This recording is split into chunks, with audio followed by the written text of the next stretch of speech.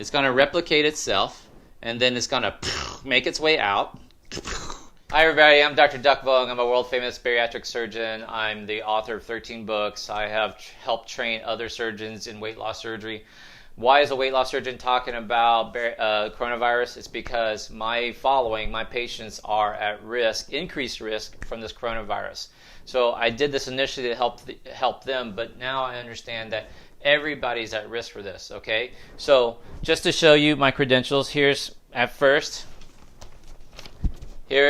my med school diploma. Dr. Vong, you shouldn't be showing your personal information. Well, shit, this is the same stuff that I would put on my office, right? So Texas A&M University Health Science Center. There's my name. Now you know my middle name, okay? College of Medicine and Doctor of Medicine. All right. So I'm a doctor. That's important that you need to know that. And I'm an MD, so I'm not a PhD, and that's fine if there are PhDs, but I'm not a PhD doctor. I'm an MD. I'm a medical doctor. And then here's my residency. In order to go, after you're done with med school, you have to do residency. So here's my residency certificate, Christus St. Joseph's Hospital Program. I was the last graduating class. And here's my name again, already with the MD because I'd already gone to med school. Okay. And then general surgery. So I'm a general surgeon by training. I finished residency in 2005. Okay. So that's me. I've written 13 books. I was director of bariatrics in Albuquerque, New Mexico at Loveless Hospital. 3-hospital system was my last stint. And so I'm here to tell you about coronavirus. And this is super, super important. Okay?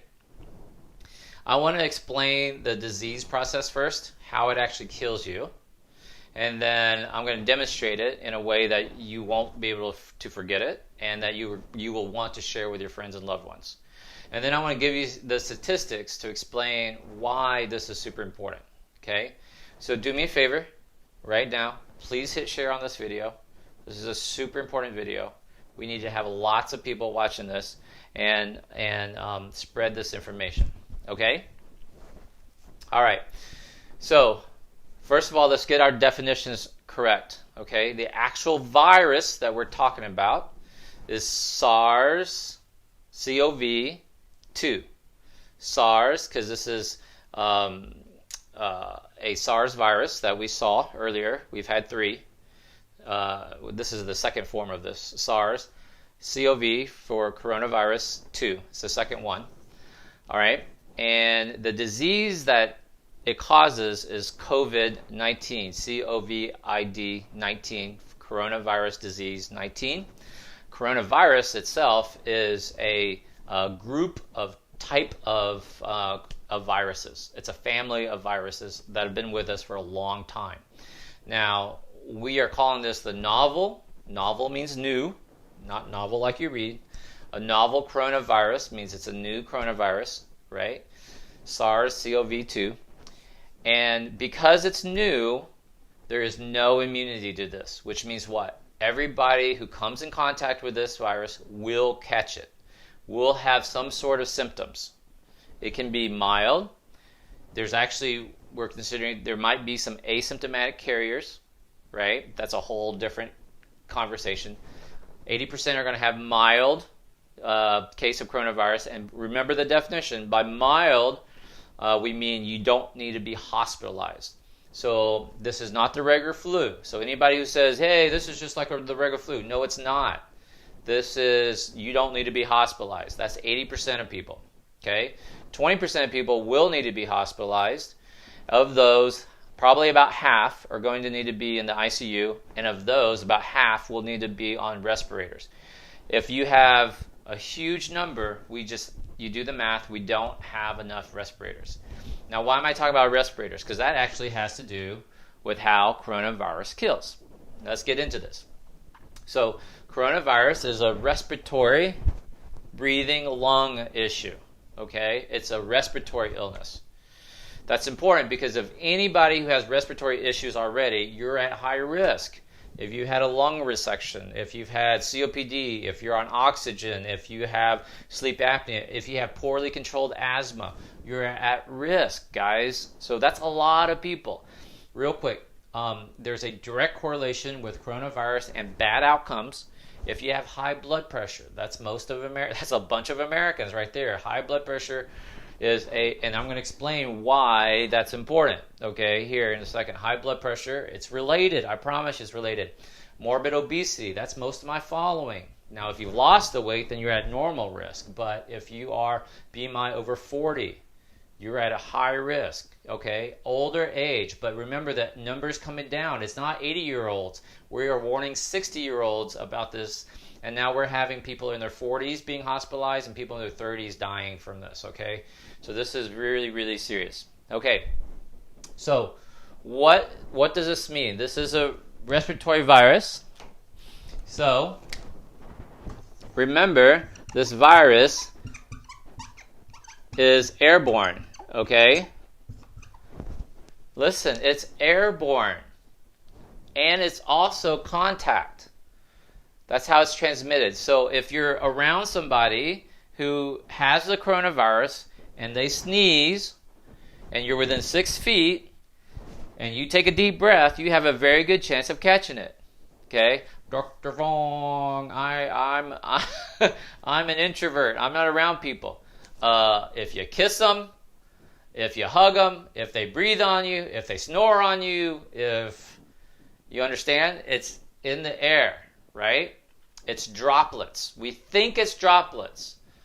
So it has to be droplets as opposed to being aerosolized, where it can live outside without being in droplets. This is important because if it's aerosolized, if it's able to survive without being in droplets, then our masks don't do shit, okay? But anyway, eventually this virus has to make its way into our oral airway, this oral airway, okay? Because, and it's a weird, like sometimes we learn anatomy or know about it, but we just don't make the connection. Give me an amen if you've ever studied anatomy, but somehow it just doesn't connect, right? So our mucous membranes, our trachea, our nasal passages, our sinuses all come together in our mouths, goes down our throats, our scrawny chicken neck throats here, and then there's two tubes. One is our esophagus, where our food goes, and one's our trachea, which is where our lungs and our air passes. And that's where you, so people get confused by this. When you burp from your esophagus, your stomach. When you cough from your lungs, your trachea. So this is a respiratory illness. So the virus will make its way into your nose, throat, and then will go into your airways. This is your lungs, okay? All right? So we're talking about your lungs. Now, I want to do a real quick demonstration. So imagine, Dr. Vong, what are your lungs? Right here, guys. Okay? Put these here, and actually your lungs actually go up to your clavicles, believe it or not, if you want to be accurately. These aren't quite big enough. But your lungs are huge. So the top of your lungs go up right above your clavicle, your shoulder bone right here. They do. Trust me, they do. And they go way, take a deep breath. Everyone take a deep breath for me. When you do that, your diaphragm pushes down, and your lungs, if you go in your, I might have to jump for this. If y'all can see, way down here, you can feel your ribs. You can feel the bottom of your ribs is right above your belt line. Guys, your lungs go way down here, way down there, past, like almost to your waistline. Those are your ribs. So those are your lungs. Your lungs are huge. So these are small examples. I would really need a bunch all through here, all down through here. You guys get the idea, right? So now you have these two lungs, right? Now watch. Your lungs have little air pockets in them. They're called alveoli. You see right there? And like these little sponges here, there are little air pockets in here. All right? That's what I'm trying to show you here. That's what I'm demonstrating. These little air pockets, okay? And that's how you do the gas exchange, okay? Now, to keep this real simple, there are two types of cells in your lungs. Type 1 pneumocyte is what does the exchange. of gases. So what do your lungs do, right? Take a deep breath. What comes in? Oxygen. Exhale, what comes out? Carbon dioxide, CO2. Well, the exchange between the oxygen and the CO2 is in type 1 pneumocytes, type 1 lung cells. Okay? Now, obviously, let me ask you this question. How long can you hold your breath for? 1 Mississippi, 2 Mississippi, 3 Mississippi. Maybe 1 minute. Deep sea divers can maybe do 5, 6, 7, 8 minutes. The world record is something like 15 minutes or something like that. But for the most part, most of us, you're talking about holding your breath for about a minute, minute and a half, right? So imagine if your head is underwater. I always tell my patients this story. It's kind of like if your pimp is holding your head in the toilet. If your pimp is holding your head in the toilet, how long could you hold your breath for, right? Not very long, a minute and a half. First of all, why do you have a pimp? You kind of messed up your life. Two, if you have a pimp, that's God bless you. Sometimes you have to have a pimp in life. That's fine. I'm not judging, But why are you pissed off your pimp? I mean, your life is pretty screwed up. So if your pimp is holding your head in the toilet, how long can you live for? Answer, not very long. Maybe a minute, minute and a half, 2 minutes, right? Without air. So this oxygen, now that, the reason why I'm telling you that is because it's super important. It's super important in terms of what I have to explain on how the virus kills, okay? So this oxygen exchange is super important. Now, there's another type of cell, type 2 pneumocytes, that's responsible for producing something called surfactant. Now, surfactant is, imagine like a little layer of like goo that lines, it's a real thin lining of your alveoli, right? And it keeps the alveoli, helps it to collapse and expand. Collapse and expand. Super important. So, you're around somebody that coughed or you kissed them and they're infected, or you're out and about. And remember, the coronavirus also lives on surfaces. So how long is debatable? Stainless steel might be 2 or 3 days. Plastics, wood, it's different. It's anywhere from a few hours to a couple of days possibly. We're not sure. So there's contact. That's shopping cart. That's the rail. That's the whole, you're in the subway, you're holding. You've touched something that someone has touched that's infected. Now, then it has to go from your hand. Then you have to touch your face. You wipe your shirt, wash your jeans, you hand wash, you kill that little fucker, bacteria, that virus, you kill it, you wash it, then it's gone. Now you touch your face all you want. But maybe you just, because we randomly just kind of do stuff like this all the time. But coronavirus now has made its way, my hands are clean by the way, has made its way now into your mouth, the oral airway, okay? So now, anyway, it's in your lungs. Now, what does it do?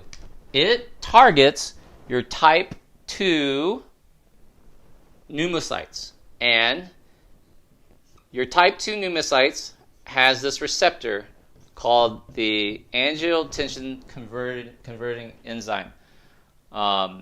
This is the receptor. Now, why is this important? Because hypertension, have you ever heard of an ACE inhibitor? ACE inhibitor? It helps regulate blood pressure medicine. Now you understand why people with high blood pressure are at risk, because this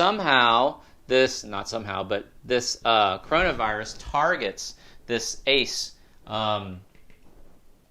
protein, okay? And then it makes its way into this little, guy, makes its way into your type 2 pneumocyte.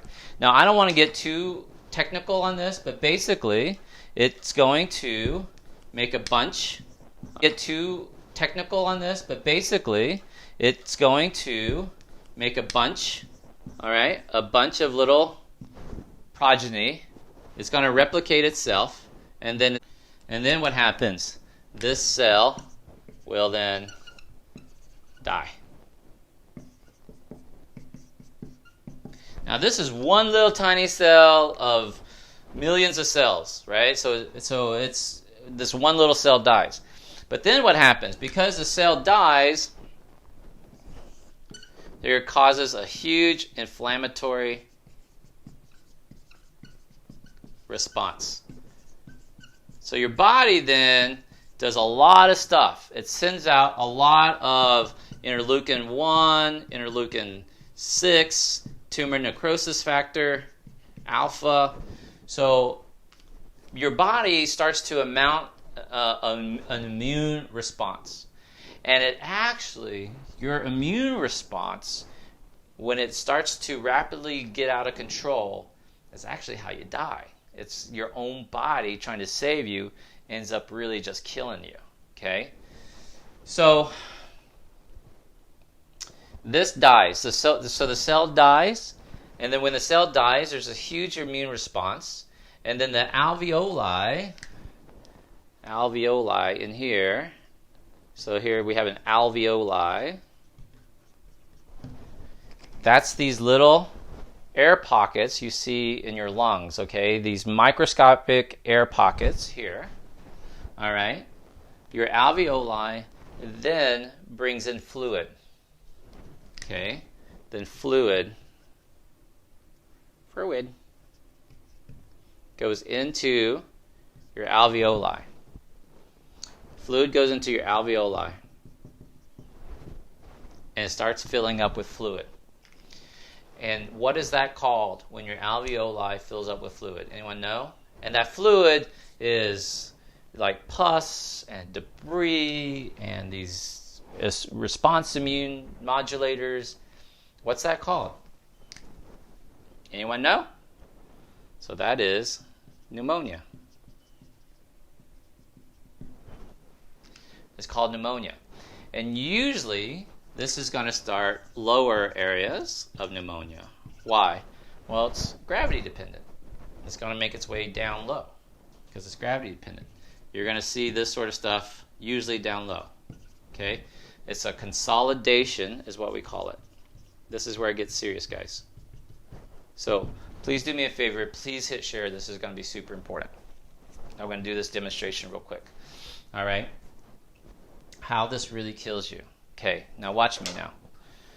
So your alveoli, your lungs are filling up with fluid. So I have your lungs here, right? Lungs. Your lungs. Your lung, like deep breath, expands, gets smaller. Inhale, exhale, inhale, exhale. It gets oxygen exchange. It's doing what it's supposed to do. Does that make sense? Now, I have for you right here this bowl of water. It has red food coloring, but it's water. Now watch. Exhale, inhale. And suddenly, this coronavirus is going to come in, cause this massive inflammatory response. Watch this. And now your lung gets full. Oh, hell. Look at that. Gets full of liquid. At first, you can still work, all right? It's still working. But watch this. As this progresses,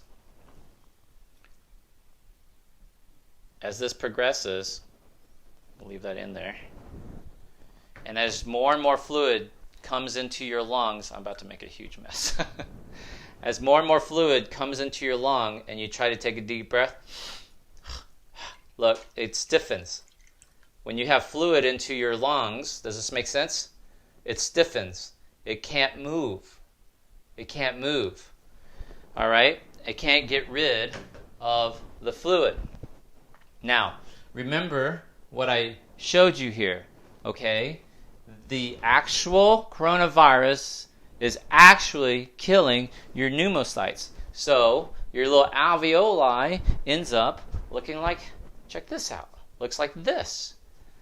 See? It's all necrotic. It's all broken. It's all nasty. Healthy? Not healthy, because it's been destroyed. Now when that cell gets like this, now it's starting to bring in a bunch of fluid. And now, can't move. Can't exchange oxygen. And then it gets worse and worse. Remember the story? The pimp holding your breath underwater. Now you got huge masses of pneumonia consolidation. That leads to something we call ARDS, acute respiratory distress syndrome. You can't exchange oxygen. Your lungs are literally dying with fluid. Everything is crushed in there. You can't breathe. You're literally suffocating underwater. If you've ever had like a breathing attack where you can't, I can't catch my breath. I can't catch my breath.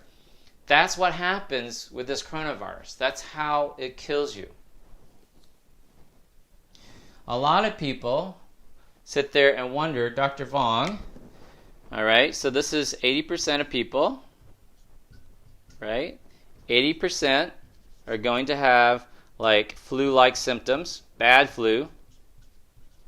And then 3% of people, I know this is morbid, 3% will die. Okay, you guys follow me here? People go, Dr. Vong, what happens between, like, how do we get from here to here?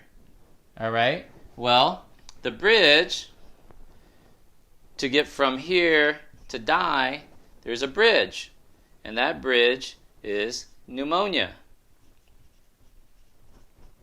specifically leading to something called ARDS, acute respiratory distress syndrome. At this point, once you get to ARDS, your lungs are totally consolidated. You got lots of pockets. Not only do you have your alveoli full of fluid, you also have fluid in your what's called your interstitial space, or the space between the cells. Your interstitial space gets fluid. So, you see the alveoli pockets I tried to show you, right? But also the tissues, your actual lung tissues around your alveoli get full of fluid. Like this one, right?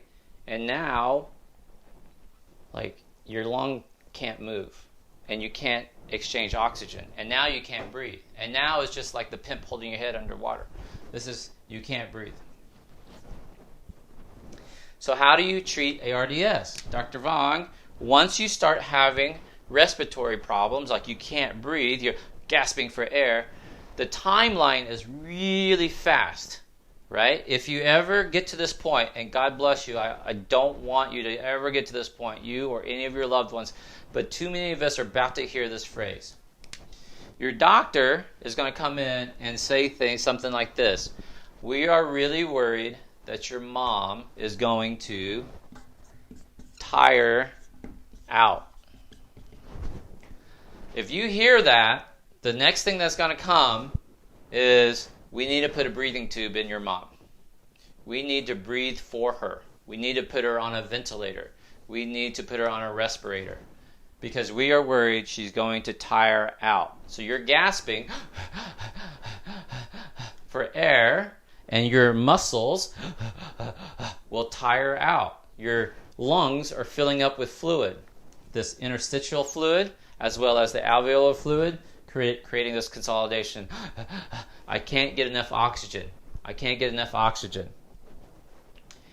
And that's how we die. And so the treatment is to put you on a ventilator. We are worried mom is going to tire out, so we put her on a ventilator. We're going to breathe for her. And the numbers are changing, but we think about 50% of the time, half the time you be put on a ventilator, they don't make it. The cascading event is just too big. It turns from a lung problem to then what's called sepsis. You have other organ failures. So what happens when you can't have enough oxygen? What happens when your heart doesn't get enough oxygen? Well, you're going to go into cardiac arrest. What happens when your liver doesn't get enough oxygen or blood flow? Well, you're going to have, inflammatory markers in your liver. You're going to go into liver failure.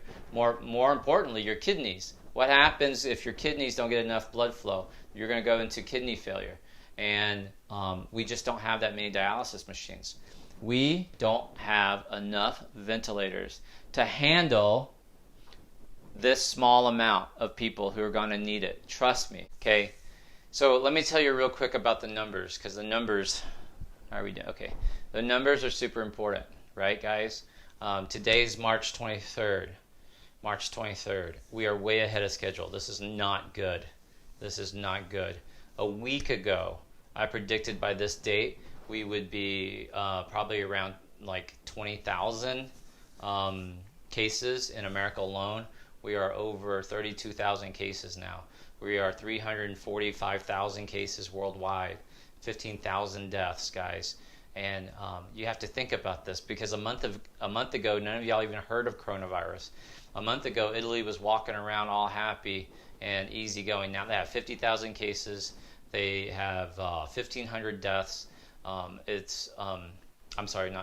have 5,000 deaths. They have a 10% death rate. So they're overwhelmed, right? God bless our first responders, our doctors, our nurses, our techs, our phlebotomists, our nursing assistants. God bless them, right? Because they are starting to suffer burnout. We're getting reports from the Italian doctors now. They are really burnt out. They're all working 100, 110-hour weeks. They are stressed out. They're running out of personal protection equipment. They're worried about passing this on to their own family. We have colleagues, we have doctors and intensivists and nurses who have died now not gotten sick, fucker. Like, quit being a smartass. They have died trying to help your family member, and you won't take this seriously. You still think this is a political thing. You still think this is media hype. And they fucking died trying to help your family member. Okay? So, the timeline for this, we are just getting started on this, guys. We will not hit the peak until mid-May. May 15th, 16th. And let's make up a number. In the United States alone, we have already passed 8,000 cases in one day, guys. In one day. Imagine if you just keep doubling that number every 3 days. Man, we're going to be like crazy high. But I'll do the math for you, because some people are skeptical, and I'll just make it up. Let's say 100,000 cases in mid-May is the peak. Now, here's the thing about a peak. You don't fucking know it's the peak until you start heading downhill. Just like you never knew that was the best you were going to look until you started getting ugly. You didn't know that was the lowest you were ever going to weigh until you started gaining the weight. Like, you don't know what the peak is, right? You understand? So, let's say we hit the peak mid-May. That's the projection, mid-May, and let's say it's 100,000 cases. We will be lucky if it's less than 100,000 cases. If it's 100,000 cases or less. I mean, we will be seriously lucky. But let's say it is. Well, that's May 15th. But that means May 16th, you still have 90,000 new cases, in addition to the previous 100,000 from yesterday. And then May 17th is 80,000 new cases on top. Listen, we are going to be in this for a long time, right? So you have to be prepared. I mean, please hit share. This is super important information. You are about to see. This week is going to blow the fucking smithereens up. This week is going to be horrible in terms of numbers of cases. It's going to be exponentially skyrocketing. This is all you're going to see is about COVID-19. These are all the posts you're going to see. Every time somebody posts something stupid about COVID-19, about how coronavirus is overblown, about how, it's media hype, it's fear-mongering, please show them this video. Please give them a virtual bitch slap like this and say, Dr. Vong just explained how you're going to die, how your loved one's going to die. Yes, you luckily recovered, but this is your grandmother. And because you didn't take this seriously, because you went to Miami Beach, you did spring break, you partied, you still going to bars and restaurants, you're still not taking this seriously. We do not have a treatment for this, guys. This is what's going to happen. We don't have enough ventilators. It's going to be 12 months to 18 months before we get a vaccination. Too many people are going to die. You cannot count on vaccinations. We don't have a medical treatment for this. We are shooting in the dark with chloroquine and azithromycin. They are guessing, right? We're giving people IV steroids, methylprednisolone, because that's what's worked in the past for when you have this ARDS, but we're not really sure. People are tanking too fast. That's what my colleagues are saying on the front lines. You guys need to start taking this much, much more seriously. Okay? We are in this for the long term. So the timeline is we're going to hit the peak in May, but that means we're going to still have a shit ton of cases in May, June. Come July, because there's a lag time, we're going to start burying our family members. The death toll will increase in July. You're going to see a substantial, huge increase in the death toll in July. Now, here's the sad part. You've been out of work 3 months. Your small business has closed down. You've had to fire all your employees. Your employer has fired you, has laid you off, has told you to go file for unemployment. The unemployment office, you can't get through because the phone lines are totally backed up. How are you going to pay for the funeral? How are you going to pay for the funeral? You're going to do a GoFundMe page like you did last time when your uncle died? Well, good luck with that. Because who's going to donate to your GoFundMe page when everybody's been out of work? This is a horrific scenario. And I'm giving you the best case scenario. I'm giving you the best case scenario. We will hit 1 million cases in the United States. I promise you. Because these numbers are terrifying. We are already at 32,000 cases on March 23rd. By April Fool's, it's going to be terrible. By early April, April 4th, 5th, we'll have so many cases. It's just ridiculous. Please take this much more seriously. Please hit share. Please tag somebody who needs to see this. Right? I'm going to edit down this video. I'm going to show you how this works and how you basically die suffocating from coronavirus. That's the bridge. You don't die from the flu, guys. People are like, Dr. Vong, it's just the flu. No, it's not. It's ARDS. It's acute respiratory distress syndrome. And you're going to overwhelm our hospital system. We cannot keep up. We cannot maintain this pace. We are 2 weeks behind Italy. And we are officially worse off than Italy was 2 weeks ago. We just surpassed Spain. And we are in the 3rd place now. China, don't believe anything out of China. Italy, then the United States. We are in 3rd place. It's not going to get better. We will pass Italy. Italy's overwhelmed. We are worse off than Italy was 2 weeks ago in comparison.